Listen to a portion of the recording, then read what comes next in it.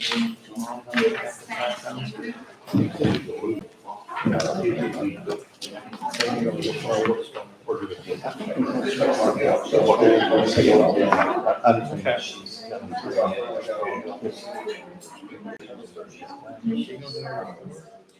Or exposed to, yeah.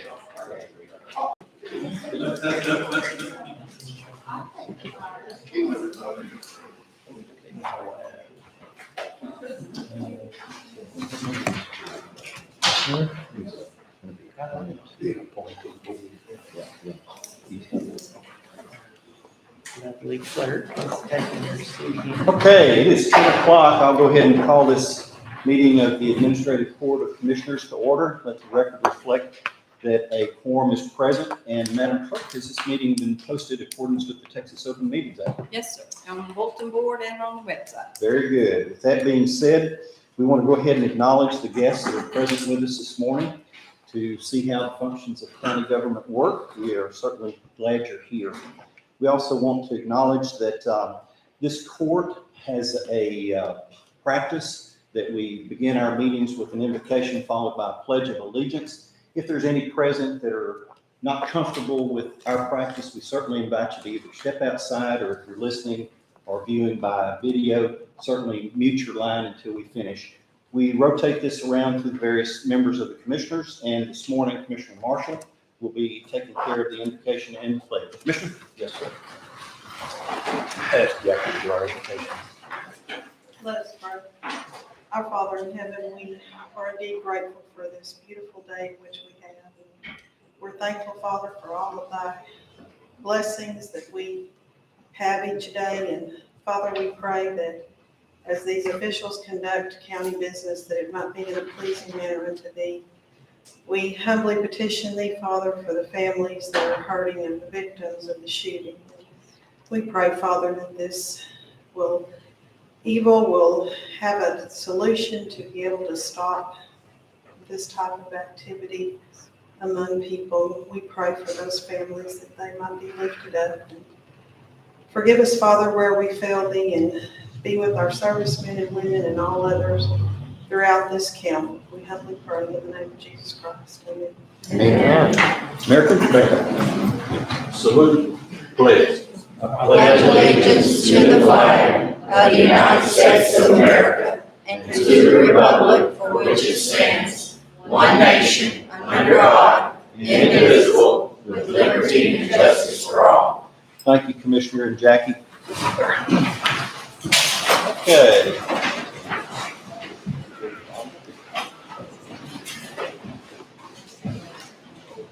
I want to acknowledge our Executive Director of our DETCOG and former County Judge of Houston County. Welcome. He is with Holly Anderson, and we'll get to your presentation in just a moment. We're going to go to our public comments portion of our agenda, and we do have two that I'm only aware of, Madam Clerk. Is that correct? Which ones? I have Oh, yes, sir. both Yvonne Mitchum and Terry Allen and Kathy Harris. Yes, sir. All right. And Kathy's came in first. Okay. Very good. With that being said, Yvonne, we're going to go ahead and acknowledge our public comments section, and I know you're here. There you are. And if you'd like, feel welcome to stand where you are, or if you want to come a little bit closer, whatever you're most comfortable with. Commissioner Stewart, I have a question. I understand if you're watching them rock County Road 2100 towards what we call Devil's Backbone. And I talked to your road foreman, Todd, last week, and he said that you had that planned already with some kind of railroad rock that it had already been on the agenda, and that you were going to rock it to 2175 because it was a low-income area. You're not aware of it, sir? What's your question? Well, my question is that there's not a house on that on 2100 going towards 2175 that is a low-income house. I understand Whitetail Ridge is, but none of those houses. I mean, you've got the fellow that just bought Wisenhand's place and Tyco, and then the old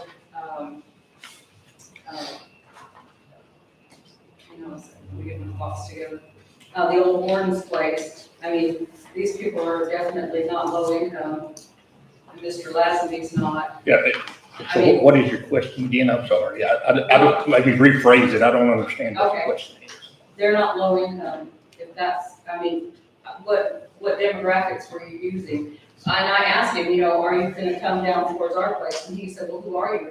And I said, well, I'm Johnny Mitchell's wife, and he started laughing, and I said, what's so funny? Is it because Johnny ran for commissioner?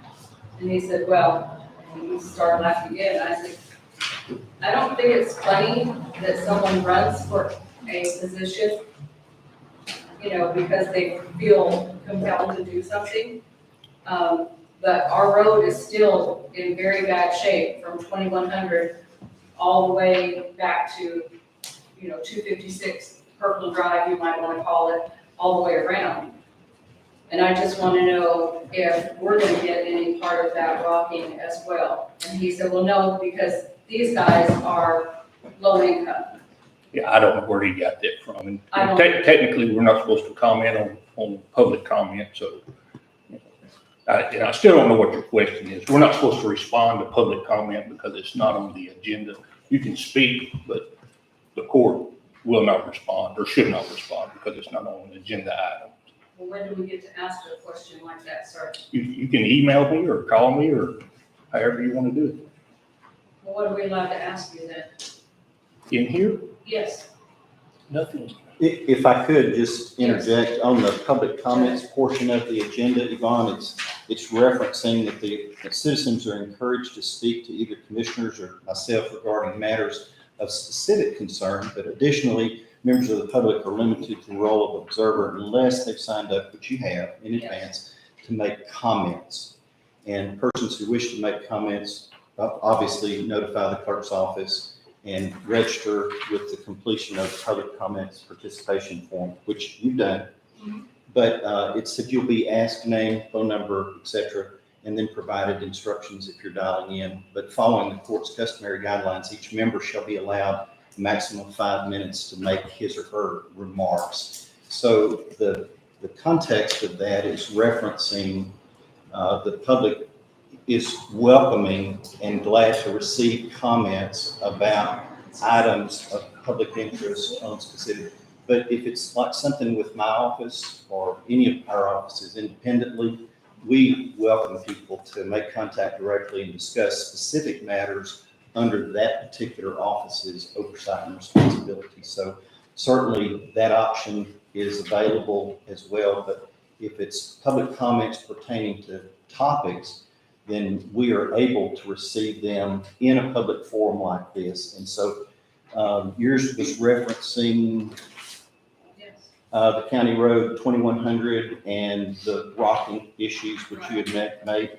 And I don't know that there was a question, but just an acknowledgement of an exchange between being a resident there and observing, some activity. So just so that we're not creating any confusion on anyone's parts, I just wanted to add that from just what our parameters are as far as receiving comments that I think Commissioner Sturk was referencing. So as far as discussing specific details of activities. So we can make the comment, but we don't get an answer.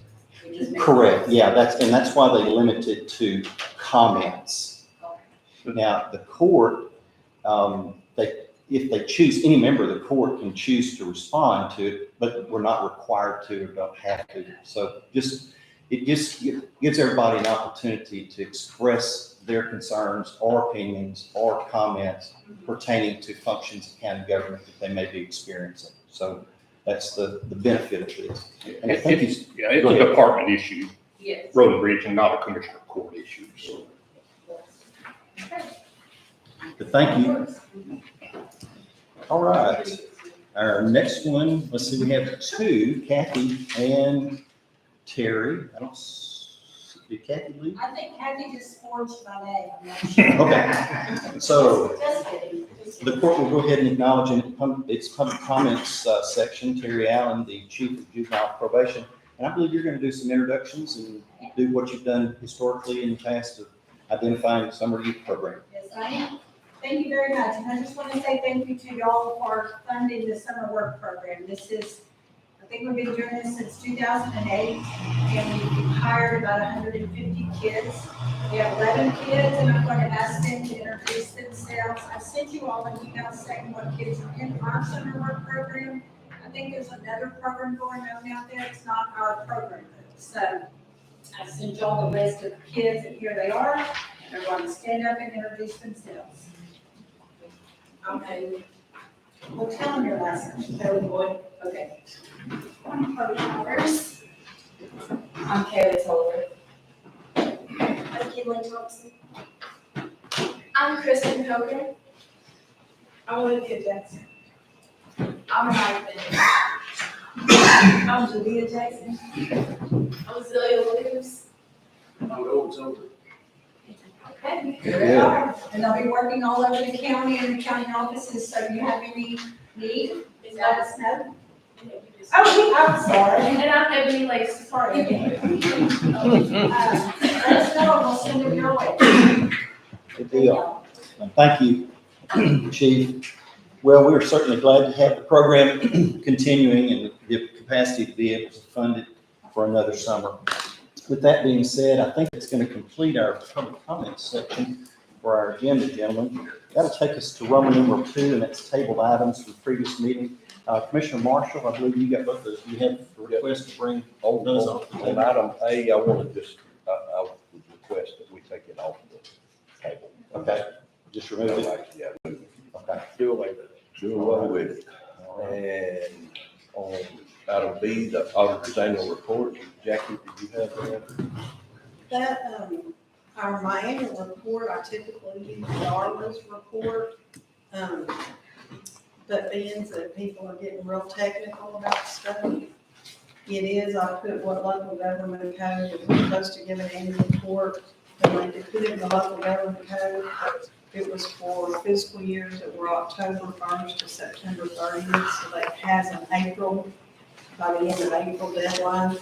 So you have one for me, just so that we're in compliance. All right. So no real action, just acknowledging the receipt of it by presentation. Thank you, Jackie, and thank you, Commissioner. That'll take us to Roman numeral 3, and that's the consent portion of our agenda. Gentlemen, we have minutes from 3 previous meetings, the May 9th, May 12th, and May 19th. Those have been provided, Madam Clerk, Yes, sir. and we are awaiting a motion to receive those into the record with or without any kind of corrections or additions. I move that we receive those into the record. I'll second. Okay, so we do have a motion to receive all 3 sets of minutes. Any comments or questions? Hearing none, all in favor, aye. Any opposed or abstaining? And motion carries to receive the minutes into the record. That takes us to the monthly reports, gentlemen. The county clerk had indicated that she wanted to set her report aside and not present it for action at this particular time. And Renee, did you have yours to present to us too? No, not email, no. Okay. I just got emailed to you. Okay, no worries. We just want to acknowledge that the rest of them are in our packets. And if you want to set aside any for comments, feel welcome to do so at this time. Otherwise, the court will entertain a motion to receive the monthly reports as presented. So moved. Thank you. Second. And there is a motion with a second.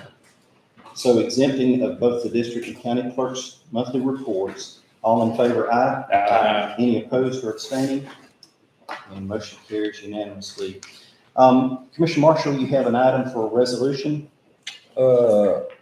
Order authorizing the sale of fireworks during the 4th of July period, June 24th through midnight, July 4th. I'll put that in the form of a motion. Okay, is there a second? Second.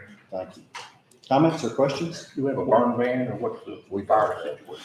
We don't at this time, I know of. No, we might by then. monitoring the weather conditions Right, because there has obviously been some heated days and Ken is just keeping me up to date on. And that was one of my concerns too. We're getting pretty dry. As Something you- comes up between now and then, just call us. Yeah. We can always do some emergency type of measures if it's necessary to protect the health. Yeah. Okay, with that being said, you have the motion and second with comments. Any additional comments or questions?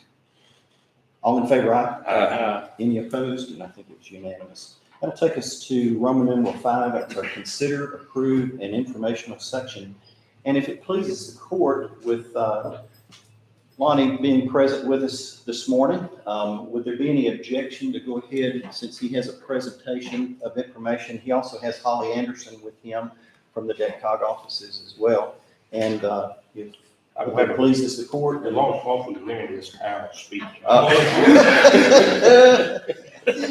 Well, I'm just- with that being said, Lonnie, I think you've got the support of the court to go ahead and do the presentation. I'll Yes. make it go.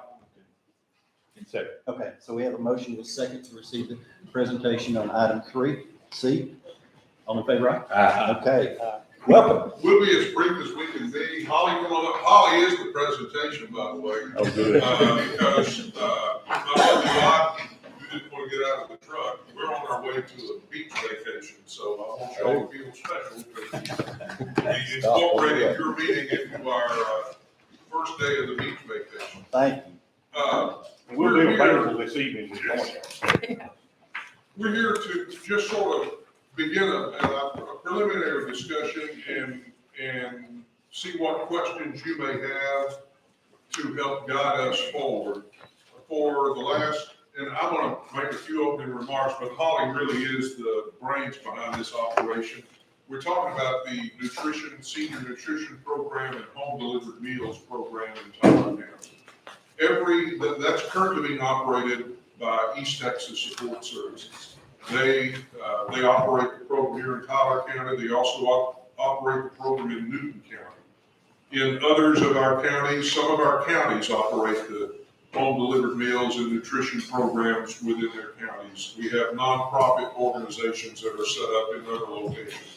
So it's kind of a hodgepodge. We're required, because it's federal dollars, every so many years, and to be perfectly honest, we've extended it as far as we could extend it, and we were going to do this actually a couple of years ago when COVID hit, and then so we've extended it and extended it forward. But because there's federal money that funds this through the Older Americans Act, every so often we're required to have an open RFP process, so that anybody who wants to submit a proposal to operate the program can do it. So we have just completed that RFP process, and what we learned in process is that East Texas Support Services no longer wants to provide those services when the current year runs out, which will be September 30th. So we're talking about a changeover transition that would be effective October 1st. I will assure you, and I've not spoken to East Texas Support, I'm sure Holly has. They've been providing this service for a long time. I assume they don't make any money on it. It's hard to make money on a program like this. I think they've been doing it more out of a servant's heart than anything else, and maybe it helps support some of their other business activities, but they're not singling Tyler County out. They're also not going to continue doing the program in Newton County. They just decided that operating senior centers and providing home delivered meals is not what they want to continue doing in the future. So with that said, we need to figure out the best new program to serve the senior citizens of Tyler County. It is a multi-pronged program in that you've got a nutrition center, which you all have a very active, strong nutrition center program here in Woodville that serves the whole county. And then there's a home delivered meals program, which is also really important, especially, you can make an argument more important, but I think they're equally important myself. So Holly can provide a little more statistical information and answer questions, but we don't have to answer these questions today. We don't have to figure this out today, but moving forward, over the next 30, 45, 60 days, we need to figure out which road we're going to take. Does the county wish to step in and operate this program? Are there local nonprofits that already exist that could take this program on? Do we need to look into helping launch or create a new nonprofit in Tyler County that would specifically operate this program? One thing that I will point out, and this has not been an issue with East Texas Sports Services, but in at least one of our other counties where a nonprofit entity operates the program, that nonprofit struggles financially month to month, to keep the doors open. And unfortunately, this is a cost reimbursement program. We get, the money comes from Washington, it's under the Older Americans Act, but it flows through the Texas Health and Human Services Commission, and then down through us, and then to the local providers. Each month, and Holly will correct me if I say something wrong, but each month, those providers, they serve their meals, they perform their services, they deliver the meals to home delivered customers, and then, they document all that and submit us a report. Typically, we try to get that report by the 10th of the month, 8th of the month. Then we almost immediately, check it, file it in Austin, and if everything happens on clockwork, typically within what period of time? 3 weeks. 3 weeks, the money comes from Austin. We're required, and so we do this, within X number of days that the money hits our account from Health and Human Services, we issue the check.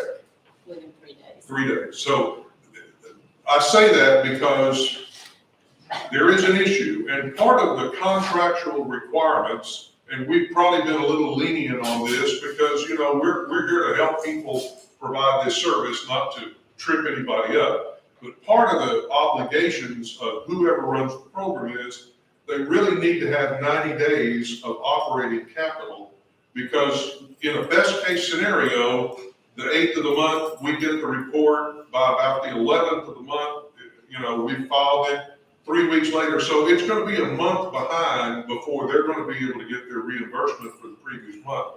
But it always happens, especially as the state budget year changes over, which is at the end of August. There is inevitably longer delays than that. And it is not unusual, at least once or twice a year, for it to take up to 90 days for this money to come. Our legislators make phone calls and, urge them and press them. But I mean, it's just the reality, and the COVID thing has complicated it even further because we still have lots of people in Austin working from home, or part-time working from home and part-time in the agency. So that is going to be an important thing, I believe, moving forward, that whoever's going to be the entity that runs the program in Tyler County just needs to know that they're going to have some financial stability to get them through those times when it takes longer than 30 days to get that money back. Because, we don't want a program having to hit the pause button because they can't afford to buy the groceries for the next month because they haven't got paid yet for last month. But again, we often take the blame for that, but the reality is within 3 days of us getting the money goes out our door. So it's circumstances beyond our control. Very good. Thank you for being so brief.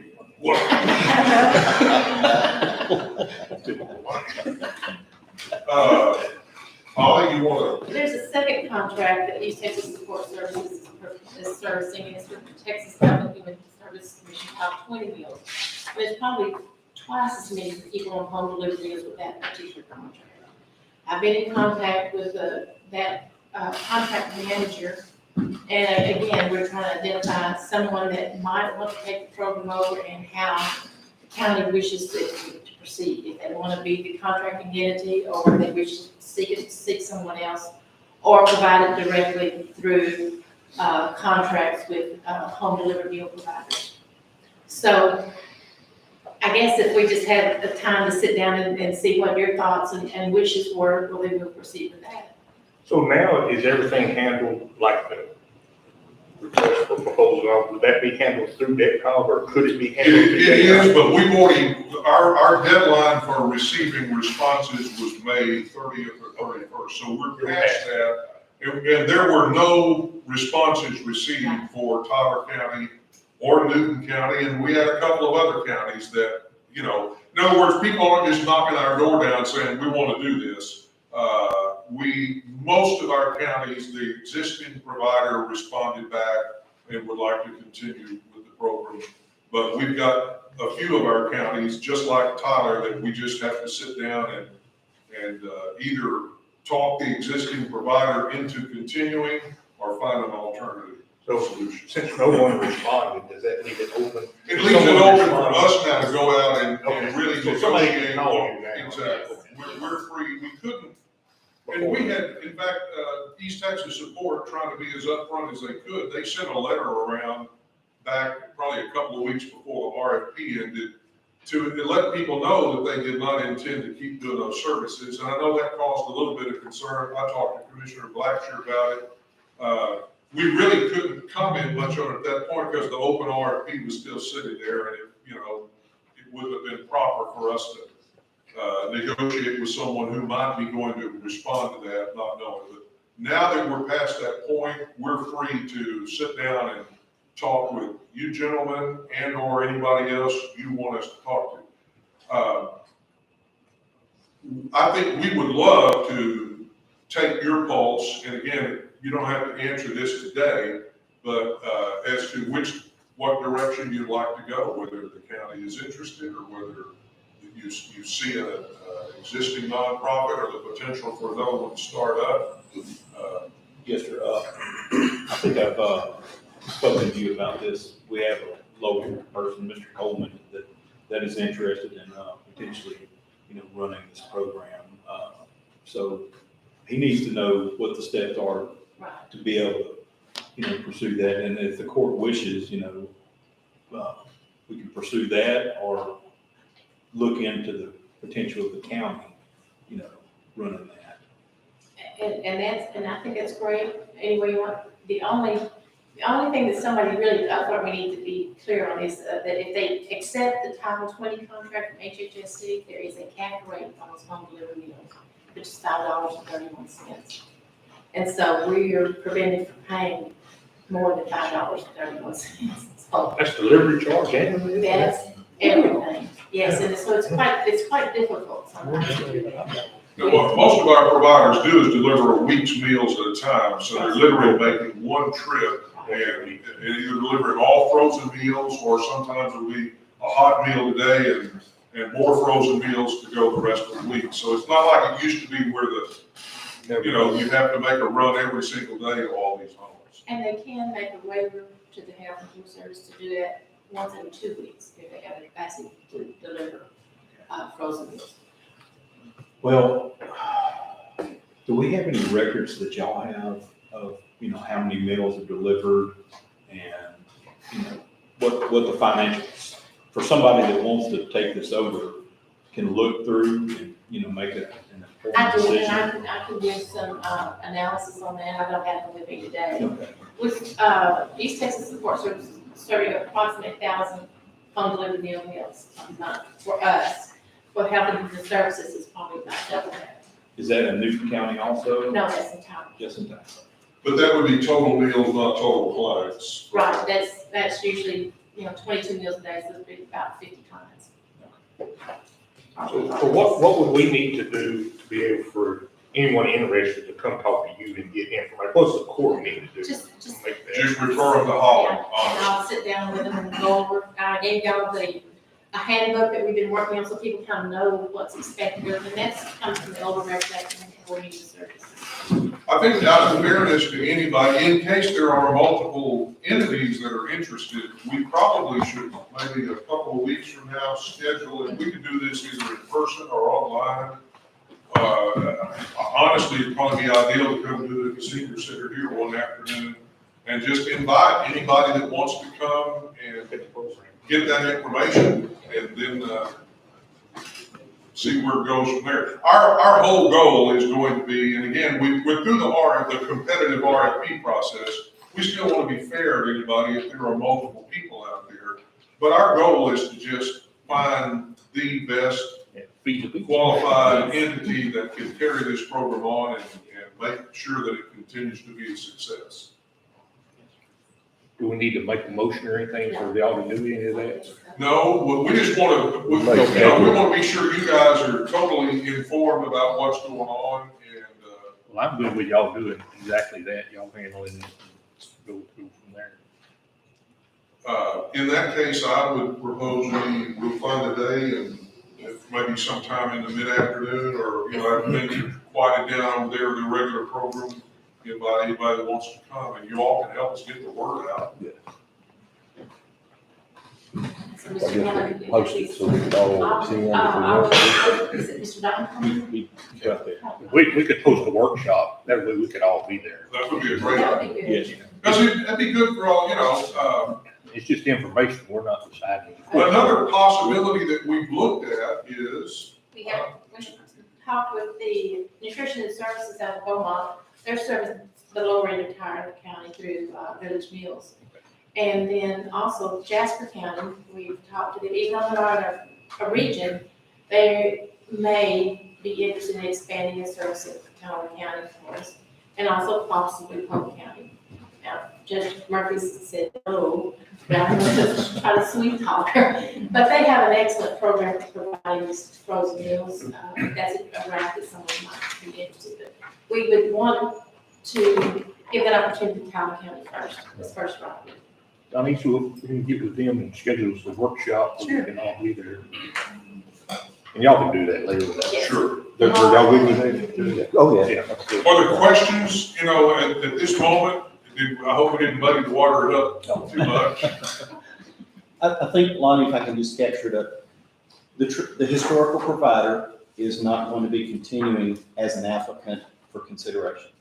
So that puts the county in a new position to reevaluate any additional possibilities of the continuation of this program in the county. And then there's steps that we need to follow that y'all will guide us on. Absolutely. Okay. And it's, it is an opportunity. I think people have been very happy with the program they've had, but, there's nothing that can't be improved on. So it's an opportunity, especially if we're identifying who that new provider is on the front end, to say, well, here's one of the things we'd like to have done, as we move forward and, When you get that kitchen back open. I'll also say that, the reality of it is, whoever takes this on, it's, you could look at it as a ministry. Now, ideally, it's not a ministry you lose money on, but it's not gonna be a ministry you make money on, to be honest with you. Sure. I'm not aware of any one of our counties where the provider is turning a profit, so to speak. We try to cobble together different sources of funding for different services and help as much as we can, but they are not going to be able to run a program on the amount of funding they get strictly through that card. Typically in the local communities, either the county has to help support it financially, or they have to have an active group of local volunteers that helps raise money locally. Maybe gets a grant from some other private source. Do you know if you all are applying for the Texas Department of Agriculture? There is a TDA grant every year that helps with the home delivered meals program. Right, and that's one is where the county contributes 25 cents for every person over 60, and then the applicant applies for agricultural funds to help them meet the gaps. And it's available even if the county's not the one that operates the program, but one of the contingencies is the county has to have some financial investment in the program, 25 cents per meal, in order for them to qualify. But that's an extra little bit of money that can add up and help kind of make the difference for a nonprofit to get over the hump, and be able to do this. And we do contribute quarterly. Good. Do they do this at the nutrition center where they cook these meals? Is that the Well, same? I don't think they've been cooking there, but I think it was the same program, the kitchen being open for the seniors. And I think they can only have like 40 each day. They only do 40 the calf. Does the county contribute to electric bill and appliances and all that? So There's we do- $12,000 in kind is what East Texas Support Services told me. Okay. That the county does. And then on top of that, I think that may be the funding you're talking about. Because I know I sign every quarter, I signed a bill for East Texas Support Service. So historically, we provide electricity and a facility for them to use. Well, as long as you can show that that equals at least 25 Well, cents per just home on top of delivered that, I mean, meal, even on top of that. it would help qualify for that. Like, help. And also, East Texas Forest Service did say that they were planning on donating the vans back to the county or to the county. And then all the equipment that they got from grants and everything, they're gonna give that to the county as well. They've been great to work with. I mean, so, we're gonna have a transition. We're in a good position that the people going out they're gonna help do all they can to make it a smooth transition and help the people come in. Sorry, we got a emergency notification, we're looking for the remote to adjust the air. It's on I found a Buckeye. it's on the wall. Oh, it's on the wall. That's why there's no remote, man. Just do it for Just trying to help. And if there's any questions, just let me know. I'll call and set a meeting with Ms. Gregory and we'll get that on the agenda. Get that before. It's a community program. We want to design it just not kind of the county like it or the constituents would like to have. Holly, thank you. Lonnie, respectful of the fact that you're on vacation, you're trying to get to your location, do you have a couple minutes more that you could stay? Joe, do you think it would be helpful while he's already here for us to go ahead and address the items R, S, and T in the event that there's some questions that Lonnie might be able to address? And that's based upon the Harvey Mitigation. We have gone through this significantly, and so since it's going to be an action item on the starting procurement process for administration, engineering, and the review for the possibility of appointing the committee for the proposals, would there be, while Lonnie's here and he's able to field questions, just take a seat there, Lonnie. in the event. Okay. Is there any objection for us to go to item S? Okay. All right. If there's no objection, then Commissioner Blackshear, you've got item S, and that's starting procurement. Starting procurement for administrative services for the GLT Regional Mitigation Harvey Funds. I put that in the And form. just I think probably it's a GLO, maybe it's just a type Oh, right there. Yeah, for the GLO S versus GLT Regional Mitigation. That would be correct. Thanks. Okay, all right. With that being said, Second. there is a motion with the second for starting the procurement process for administrative services. Comments or questions? Lonnie, do you have anything? I would say that you're wise to get started early. Nobody wants to rush, but these programs always take a lot longer than anybody would like for them to take. A debt cog, we still haven't closed out some of our Hurricane Ike grants yet. So, but the reason I say that is, as you may be aware, last Thursday, I think it was, the debt cog board held a special meeting to finally adopt our method of distribution, which is how Tyler County gets the money that's going to be coming out of this regional mitigation. Now, we still, and I've got this with me, this will be one of my beach duties today, to finish up all the documentation. And by the end of the day, we plan to have this filed with the GLO. They still have to review it one more time and give their final stamp of approval, but they've already reviewed and approved our preliminary method of distribution, so we don't have any reason to think that this won't pass muster with them. But what they've told us all along is because our region's getting $161 million. That's more money than our region's ever gotten for anything. This is the first time we've had mitigation funding like this. All the previous times it's been disaster recovery funding. So this is a little bit different and new. We're one of 7 regions that were impacted by Hurricane Harvey. So we're one of 7, and we've got 12 counties, and I believe there are 14 cities plus the Alabama Coshawta tribe that are receiving allocations in our mod. So that's 25 or so just in our region. There are probably 10 times that, if you had the whole Harvey area. So the GLO may have, I don't have any way of knowing, but they may have literally hundreds of applications. Because once we allocate the money to you, But GLO holds the money, and you apply directly to GLO with your projects to get your money to do the projects you decide on. They're gonna have a tremendous backlog of cases, of applications at some point. And they've told us they will start processing applications in the order received.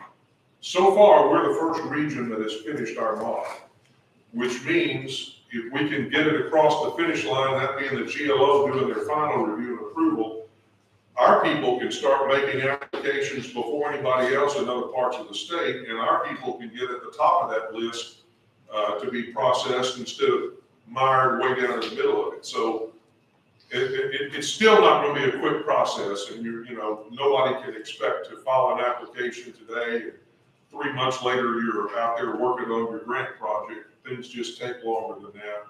But your first step is to get your grant administration, whoever you're going to use to help you with that, and potentially engineering or other things like that. And your grant administrator can advise you on, if you need to go ahead and procure an engineer or whatever.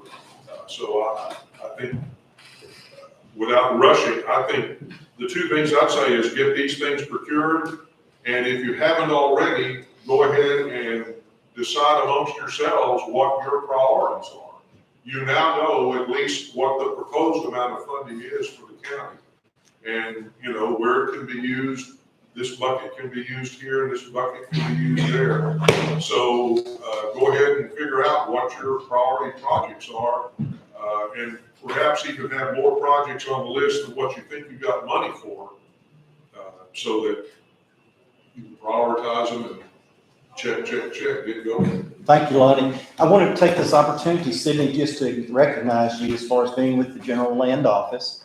Y'all may remember Sydney was with Representative James White's office, and so with the transition of this district, Sydney is moving into this new position with the GLO, so she'll be a face that we are familiar with. It's a part of us. It'll be an extension in regard to this particular program. And Sydney, just so we can open up some of the chairs over there, would you mind moving right over there beside our treasurer, Leanne? Sorry. Started with L. And Chris, just would you be willing to come up here and sit in this? We're going to try to make some of these chairs available. Rossi, if there's some folks that would like to come on in that are participants. Judge, Yes, sir. guys, this is what we had at the packet last meeting with the COG. So it has the breakdown of the funding also the Tyler County could get. And I would just add to Lonnie's comments, there has been over the last couple of years, many meetings that the 7 counties that have been associated with this receipt of monies coming down have met multiple times. Prior to, obviously Joe is our voting representative onto the COG board now, so he was at the meeting when the board voted, but the judges had met to finalize the recommendation that was ultimately put before the meeting last Thursday to the COG. So just so everybody can know how the parts are all connected with this. And it was a unanimous vote of support to move forward. And I just think that I want to emphasize something that Lonnie had brought out. DECOG is the first council of government, first COG, to get this far along. So we're going to be right at the very beginning, Sydney. So we should be able to get through our programs in the very first line of order, and it's going to bode well for all 7 of us counties. So there's 2 different allocations of money. There's the money for from the state, and then there's the money from the mid, or what they call MOD, sorry. Bottom line Not is, MOD, the majority, and you've got the numbers there, Tyler County's largest allocation is in the area that HUD identified as most impacted and distressed, and that is zip code 75979. That also, while it may not contain more than half the geography of Tyler County, that's a pretty large zip code, and it does contain more than half the population of Tyler County. So you'll be required to spend, I think it's 12 million something. My point being is, I just wanted to call to your attention that the HUD mitigation monies is different than the state mitigations, and it's divided in order to be spent. So you'll learn a little bit more about that as we go, but that's just how the distribution of the funds were sent down to us. You'll be required to spend $9,388,000 in zip code 75979. Now, in addition to the county, the city of Ivanhoe is also getting a $1,933,000, and the city of Woodville is getting $3,325,000. And then outside of 75979, the county is also getting $2,672,000 for use in other areas of the county. Total for the whole county. This is the sheet. Yes, it's all the same money, but it's just the requirement is that this amount of money has to be spent in this zip code, and this amount of money is spent elsewhere. And there's an LMI requirement. There is an LMI requirement. Tyler County will be, of that 9.3 million for the HUD mid area, you'll be required to spend, well, actually in both cases, 35% of your funding will have to meet the national LMI objective. And that simply means LMI is low, moderate income households. When a project is done, you identify, part of the application process is you identify who's going to benefit from that project. And the beneficiaries for your projects in at least 35% of the money out of both buckets, a project will have to benefit at least 51% low, moderate income households. That's been an issue in the past, and the reason that's been an issue in the past is not because anybody doesn't want to help low, moderate income households, but the rules that HUD has for LMI households are very unfair to rural areas like ours. HUD decides whether I'm going to use myself as an example. They decide whether I am a low income household based on my income compared to my county's income, median income. Well, our counties all have such low median household incomes that I don't just have to be poor, I've got to be pretty much destitute to qualify as LMI. And real world example, in Tyler County, and I'm paraphrasing and rounding numbers here, but I won't be off by more than just a handful of dollars. In Tyler County, a household of four, family of four, that makes $44,000 a year does not qualify as LMI. That exact same family of four can pick up and move to Brazoria County, and they can make $71,000 a year, and they do qualify as LMI. And the only difference is everybody's rich in Brazoria County, so to speak, and so their income looks lower down there compared to here. The reality is it probably cost us more to do things like construction projects, because in addition to paying the cost of materials, we got to pay to get the materials here. And we don't have as many contractors to do projects here. So, when these big amounts of funding come down, a lot of the contractors flood to the urban areas because there's just a whole lot more people there looking for people to work. And as a result, we often end up having to pay more to get things done here than they do down there. And yet we're penalized by this other rule. Now, we got a waiver, and we are trying to implement the waiver. And I have personally been working on this waiver, and I know Judge Blanchett has too, because all of DETCOG started after Hurricane Ike in 2008, when this became obvious that it was a problem that hurt our region. We started lobbying HUD and the state of Texas to change the rules or grant a waiver. And we have finally, last year, gotten HUD to approve a waiver just for Hurricane Harvey for the remainder of the Harvey programs that says we can now qualify LMI households based on the state median income and not just their local county income. That's going to help us a bunch, except we're now waiting on HUD. HUD has to tell us what the new thresholds are for LMI. And that shouldn't take them but a few minutes to calculate and do, but we're waiting on it to get done. And the minute we get final approval of this mod from the GLO, that'll be our next big thing, is that we'll start pressing hard in Washington to get them to issue a table that tells your grant administrator what the new rules are, what the new funding numbers are for LMI. This is a scratch and sniff version of everything that we've been listening to for the last several years, trying to wrap our minds around. And he's talking on a doctoral level of understanding of this. But fortunately, we've got the resources to be able to call upon to help walk us through the elementary steps that we need to take on our side. So the main thing is, we just want everybody to be on the same page of understanding that we're moving forward with this finally.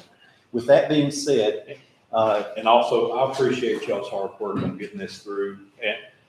And they swallowed a lot of the LMI with the broadband project.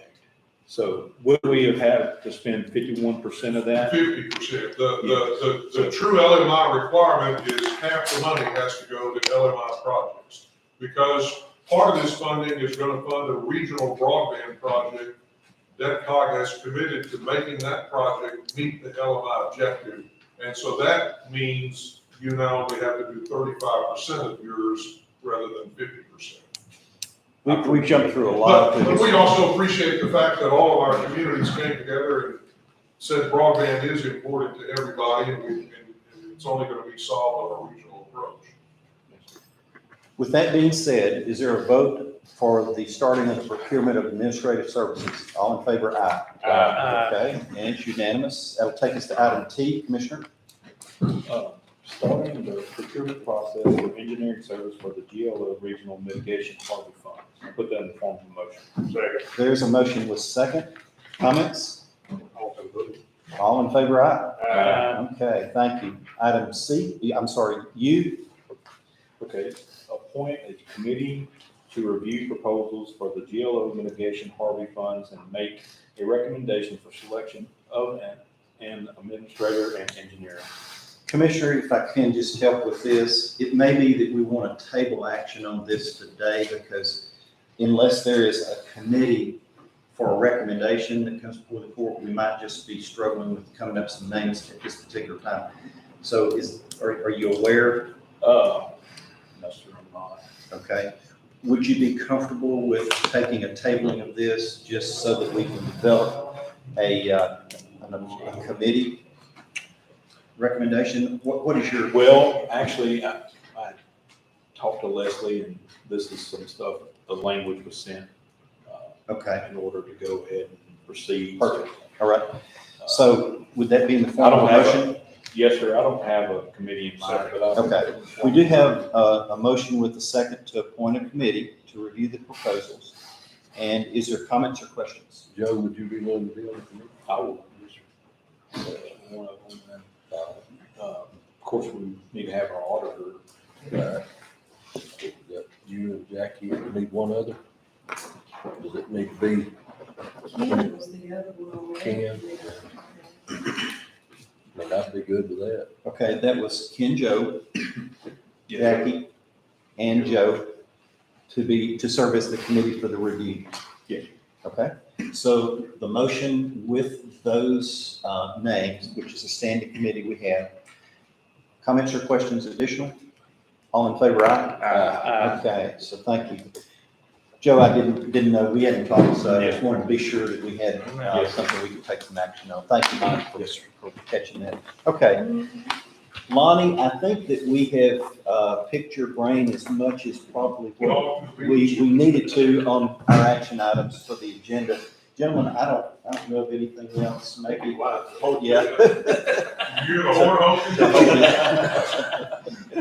With that being said, Lonnie, thank you for your presence here this morning. We appreciate. I appreciate you all, and also I want to mention, we had a couple of public hearings during this method of distribution process at the senior center here.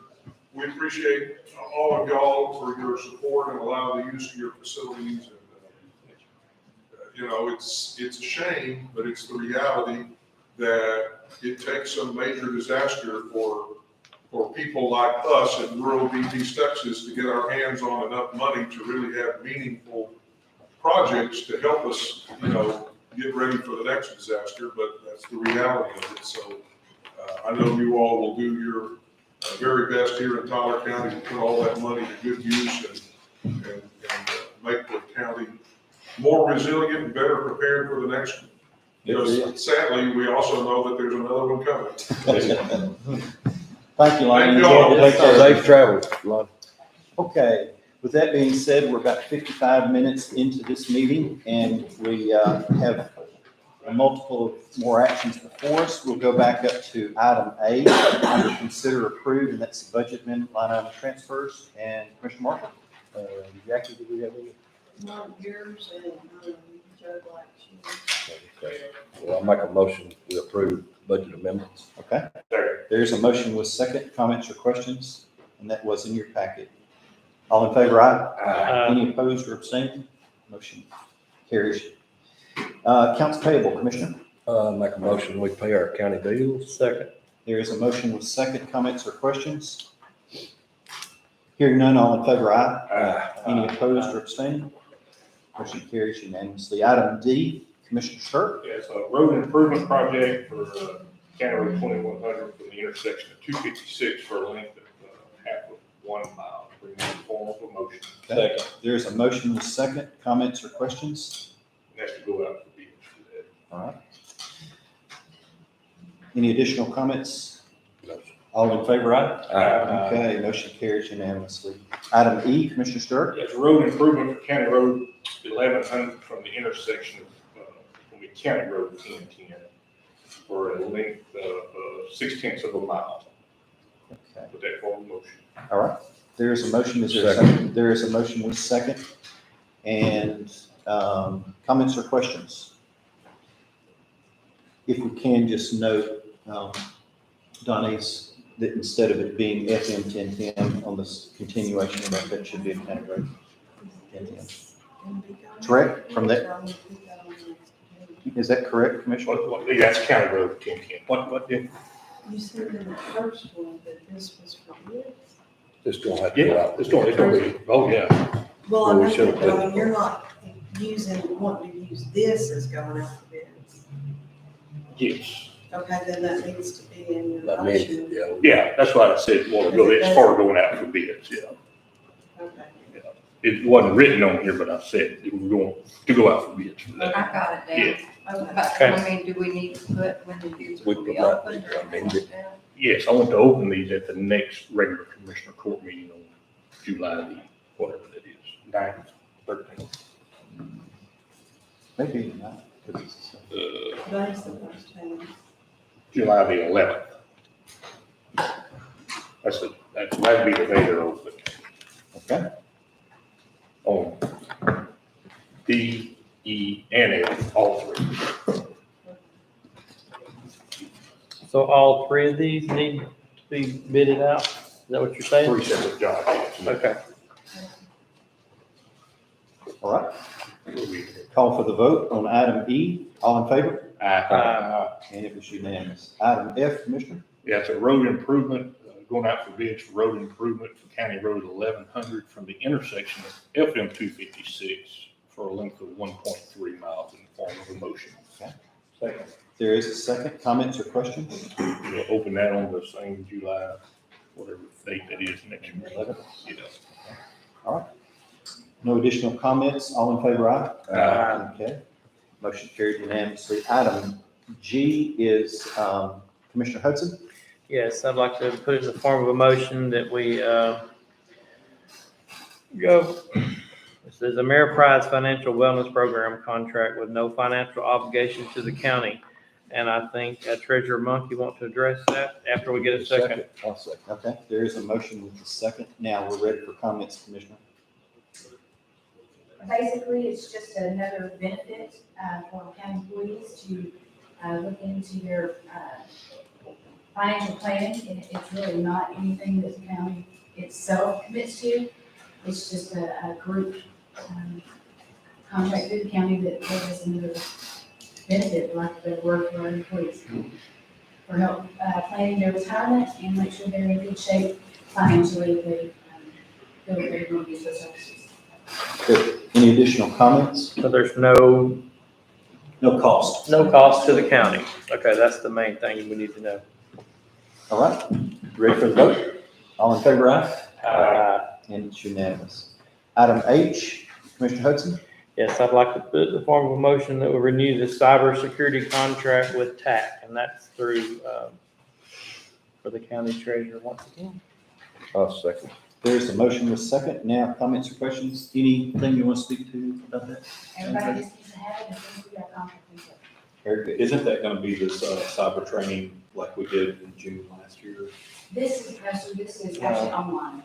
Everything that has anything to do with the county computer, must take this per Senate Bill, da, da, da, da, da. It's statutory. Yes, better way to say that. But because it is a contract, we need to. Yes. So with that being said, is there, all in favor, aye? Okay, that sounded unanimous. Item I, Commissioner Marshall. Yes, sir. I need to make a couple of corrections on this before I get started. It's the appointment of Lawrence Richard Johnson to ESD number 5, replacing John Evans. And of course, the corrections was, we had Richard L. Johnson, and it's L. Richard Johnson, what it should be, and then John Richardson, and it should have been John Evans. So anyway, we got appointment of Lawrence. With all those corrections, we're going to be in good shape, and thank you for calling that to the court's attention. Yes, Prior to but the I put start it in the form of a motion. Good deal. There is a motion with second. Comments or questions? Court's certainly grateful for the service of these individuals on all of these boards by appointment. All right, with that being said, all in favor, aye? Aye. And was that unanimous? Yes, Any sir. opposed? Okay, sounded unanimous. Item J, Commissioner Marshall. Annual subscription renewal with Ion Wave Technologies. I put it in the form of a motion. Second. Okay, there's a motion with second. Comments or questions? Does anybody want to speak to it? I'm not real sure what the Ion Wave Technologies. It's y'all's maintenance. Oh, yes, that's right. Yeah, our road Software. Okay. All right, you ready for the vote? Yes, sir. All in favor, aye? Aye. Any opposed or abstaining? Motion carried unanimously. Item K is Commissioner Marshall. Justice of the Peace Office days and hours changed to Monday through Thursday, 7:30 a.m. to 6 p.m. And any other county office wanting this change. I'll put it in the form of a motion. There's a motion. Is there a second? Second. Okay, comments or questions? Well, I will make a comment. I've received, multiple calls of people not being able to get to the JP's office after hours. They either have to take half a day of work off and, suffer the pay loss, and then potentially getting up here and not making it on time. But I don't have a problem with them doing that. I think it'd be better for our citizens to be able to get there and not have to take off work. Yeah, and I'm not sure statutorily what the commissioner's court says on the hours of the elected official, but I think there probably has to be some kind of hour set legally for people to respond, to file a response to legal. Kind of like when we had the courthouse is open from 8 to 4:30, but then after 4:30, the courthouse is not open to the public anymore. So the public can't be in the courthouse, that we have a regulation, so. But I think for sure it needs to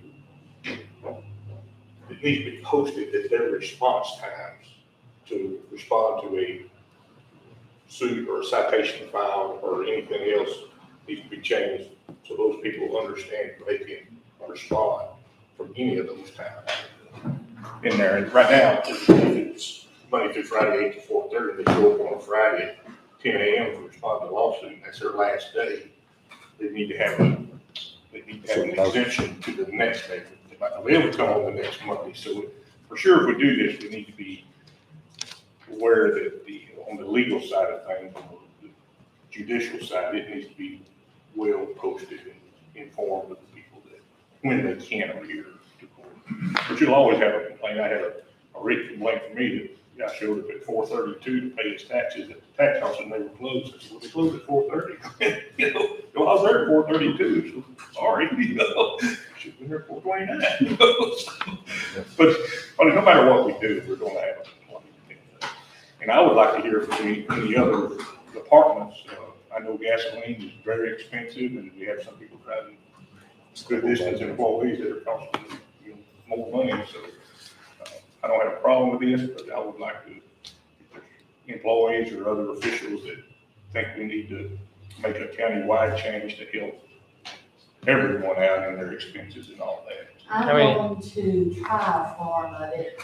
I really want to check with the DA because we work pretty close together, but I'm going to try to do that, try to implement some of this, see if I can.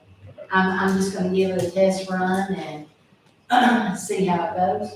So, and it may not be these hours, it may be like, whatever non-user Jackie has, but I'm gonna try a form of it for my office and see what happens. I know what I've taken, we have recorded nighttime all the time. It was a whole lot easier for the people that were in court to show up outside of their job. Now, the attorneys didn't like it at all. They come over at 7 p.m., but the people that work during the day loved it, but they didn't have to take time off. They couldn't take care of their legal business. So is this prompted, you think, mainly by the gas situation? I mean, is that where we're going? Is that what's driving this? One, and then the people can't get off work and get there before they close. Okay.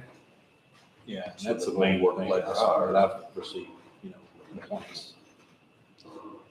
I did talk to Mary and Sue about it though, and they, as far as their office, they have one that works on Friday anyway, so, but they could, set their phone to where they still get it on So Friday. there's no requirement in that office for that to be open at any time, but like the JP office, which has. Right. They have to be able It's to. legal stuff. Get legal stuff, to go filing answers and If I receive a phone call, and I have received them, and someone's attorney's coming up out of Beaumont or coming up out of Phoenix, and if they call and request that I stay, I do. It's just something I do as a public official. And I let my girls go home, but I'll stay. So it's not, stuff. If they know the call, that's. if they know the call, and most do say, hey, I'm just right here, I just need a few extra minutes to get there, will you be there? I said, yes, I'll be there. And I've even done it for tax people. We have those delinquent taxes, and they said, I'm on my way, and I said, you got your proper stuff? Yes, ma'am. I said, okay, I'll be here when you get here. And sure enough, he showed up and, was a happy taxpayer. And I think if Renee and I change our office hours as to when the doors are gonna be open and closed, don't we have to notify the Supreme Court or something like that? I have no idea. Yeah, I would I think think we have to I would notify the refer that Supreme to you, Court. so. I did reach out to legal counsel Friday afternoon. I wasn't able to get communication until this morning. And they're trying to give some short answers in a very, short time frame that we had to work. What he did tell me was that the court has the responsibility to set the hours in which the doors to the courthouse will be unlocked and when they will be relocked. Now, the office is on the insides, and the concept is that the one courthouse, despite the fact that there's remote locations to it, is the authority the court has. It's just correct. It's still, but that each independent elected official has the responsibility to the public that entrusts them with that office to make their services available. And I asked, does that create some kind of a responsibility on the part of the court, meaning the governing body, to have a mandate? And said, absolutely not. So what we're looking at here is just acknowledging that actually they can choose to be. Exactly. I mean, they can choose to be open there. And I heard several years ago that there was an official that was open for 2 hours a day, their office to the public. And it created obviously a concern in the taxpaying community.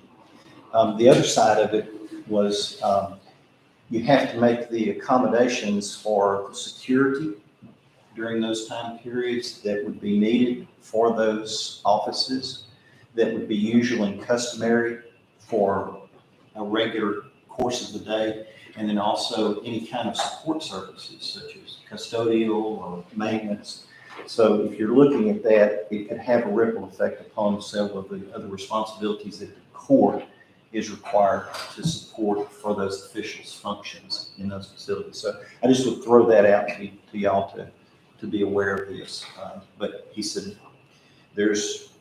he could see nothing in a very short research time frame, he called from memory, that would prohibit us from acting in this particular capacity. So just throw that out there for So conversation. the main door should still be open, just that office door can be closed, because there's other offices in that, constable's offices.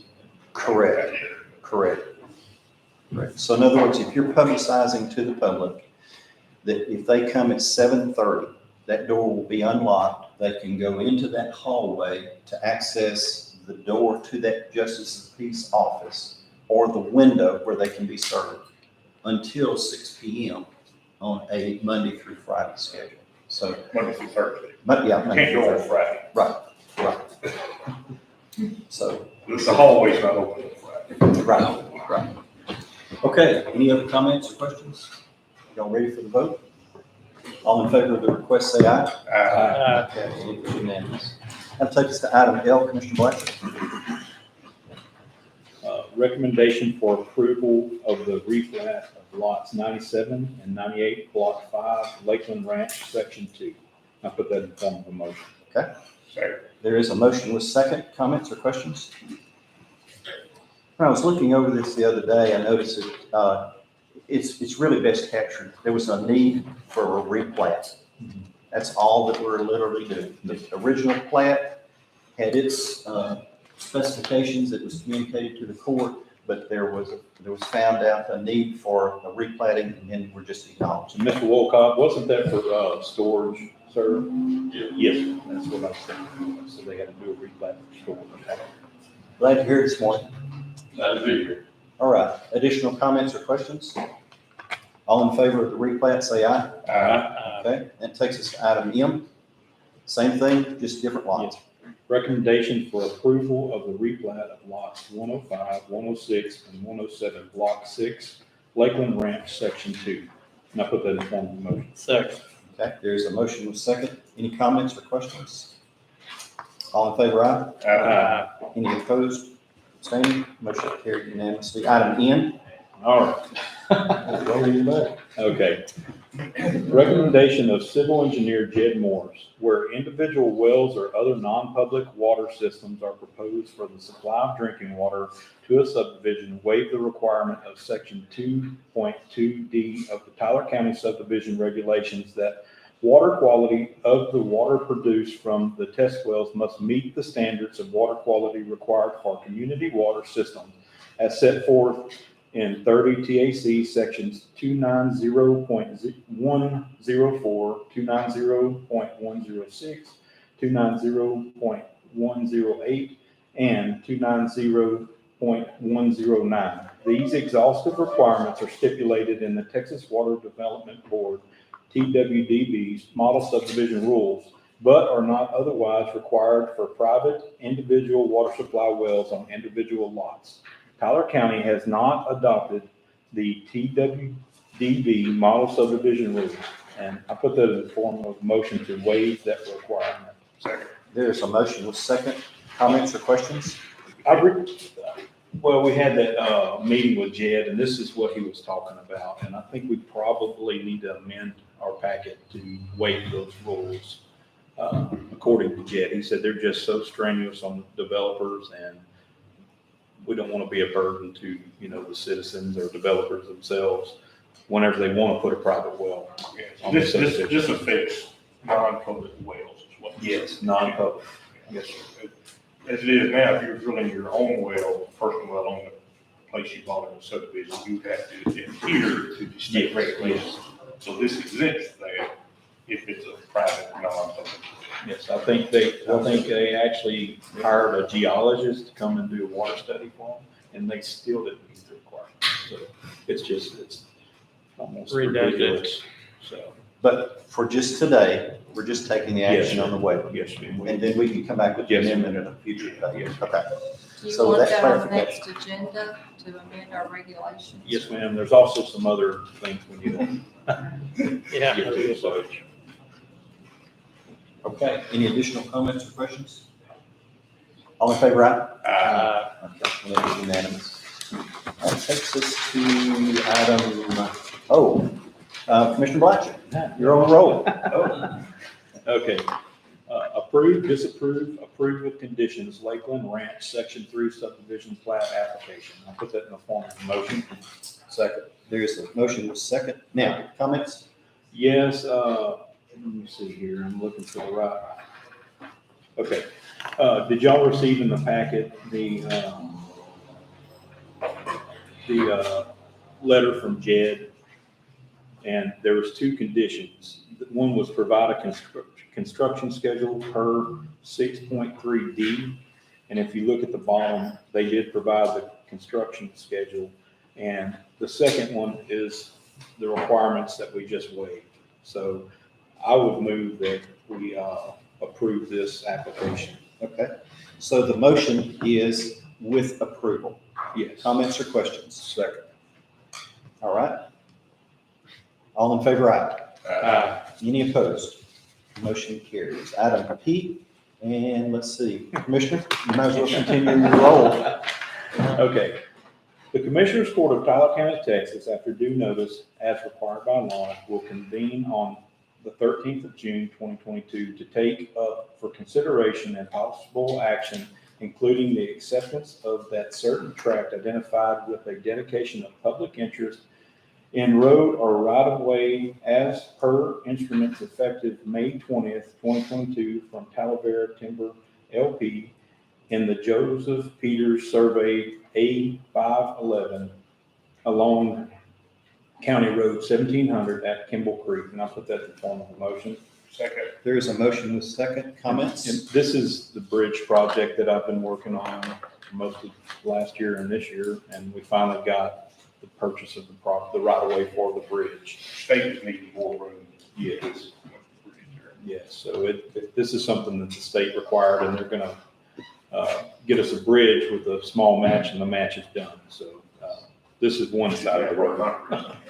Imagine now part of my precinct. Well, no, it's. Oh, that's different. Yes, sir. Okay. I know you did a match. It's now my precinct. Oh, yeah, I did do the, yes, sir, yes, for the match. He was didn't over make there. very good. He can't make it. Okay, additional comments or questions? All in favor, aye? Okay, motion carried unanimously. Please continue, Commissioner. Item Q. The Commissioners Court of Tyler County, Texas, after due notice as required by law, will convene on the 13th of June, 2022, to take up for consideration and possible action, including the acceptance of that certain tract identified within a dedication of public interest in road or right-of-way as per instruments effective May 20th, 2022, from 3 Tree Southern Growth LLC in the Richard Smith Survey A584 along County Road 1700 at Kimball Creek. And I put that in the form of a motion. Okay. Second. There's a motion with second. This basically completes the exact activity on the other side of the road. Yes, sir. Yes, sir. That's The necessary. line was right on the road, so we had to acquire both pieces of property. Additional comments or questions? All in favor, aye? Any opposed? Motion carries unanimously. Please continue, Commissioner. Item R. Okay, receive annual financial 2021 report for ESD8. And I put that in the form of a motion. Okay. There's a motion with second. I believe it was in your packets. And this is usual and customary. If there's any questions or comments. Motion, all in favor, aye? Okay, motion carries unanimously. Item B is Commissioner Stirk. Yes, that's interlocal agreement with the city of Woodville and the Woodville Independent School District to provide funding for the Allen Sugar Library. And this is, it's already in effect. This is just a renewal period for that. Put that in form of a motion. Okay, there is a motion with second. Comments or questions? Is this the same agreement that we did last Same year? agreement, yes. And, I don't know if it has the budgeted amount in there or not, but this is just the agreement with them to do our parts. And then we can budget, work the hours. Okay. Additional comments or questions?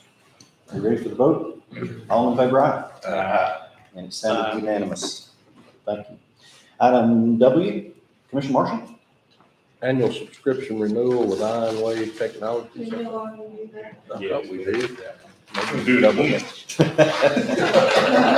Let me see if it's Well- recorded. I don't think so. Wayne? Yeah. That's what, Jay. Yeah.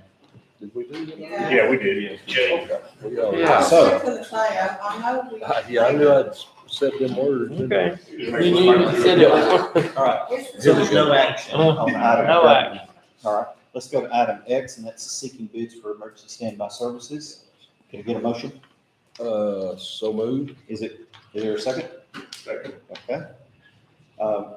Usual and customary, we just need to go out for bids. Comments or questions? All in favor, aye? Okay, motion carries unanimously. Same thing on item Y, is debris management. Thank you, Commissioner.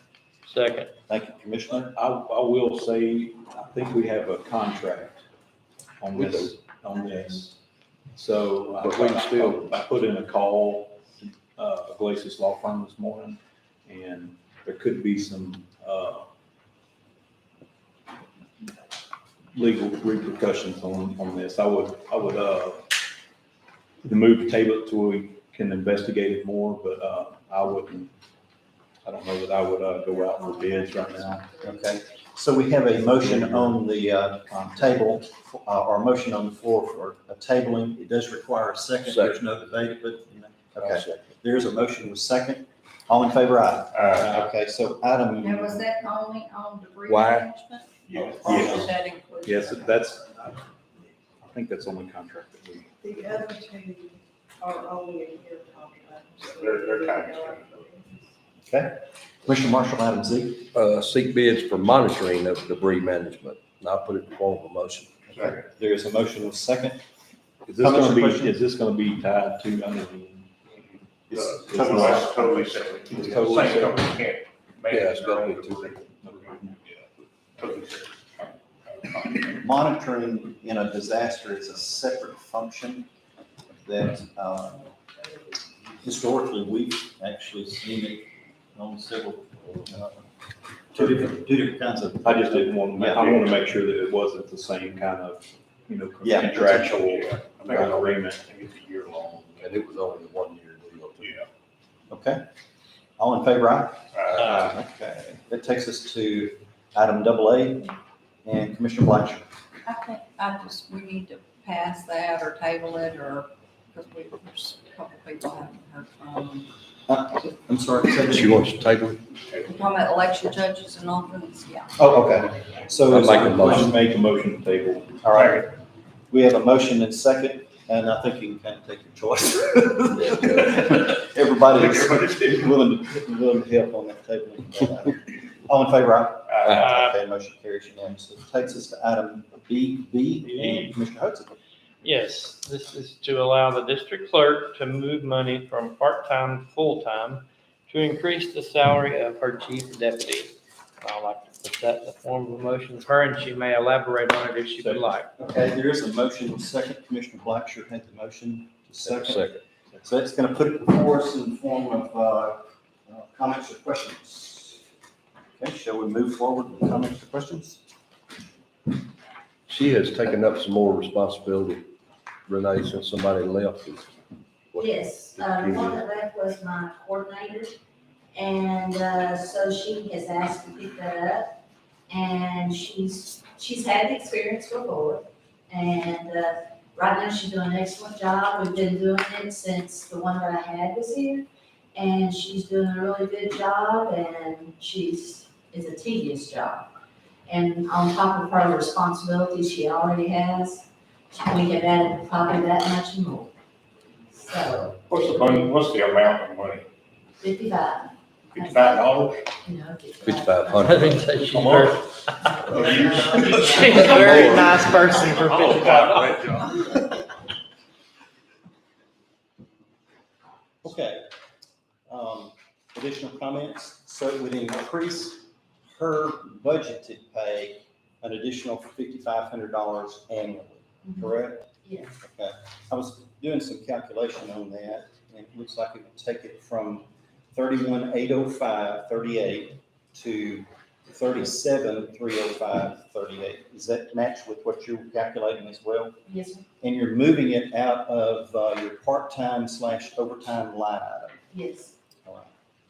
So that would increase that particular position, chief deputy, about an additional $5,500 annually. All right. Additional comments or questions?